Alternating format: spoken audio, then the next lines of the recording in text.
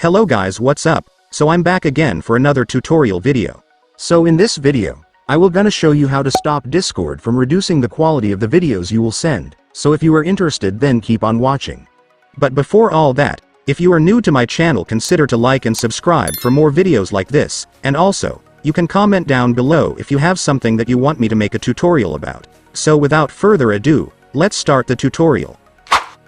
So to stop Discord from reducing the quality of the videos you will send, it's actually pretty easy. Just follow what I'm gonna do. So for the first step, I want you to tap your profile at the bottom right corner. And once you're on your profile, next, go to Settings. And here in Settings, I want you to scroll down until you are on the App Settings section. And once you are on the App Settings section, you will then be able to see the chat option. Just go and tap it. Here on the chat settings section is where you can manage your chat preferences and configure settings for better communication, and this is also where you can set your Discord to stop reducing the video quality you will send. So to do that, just scroll down a little and then you will now be able to see the video uploads option.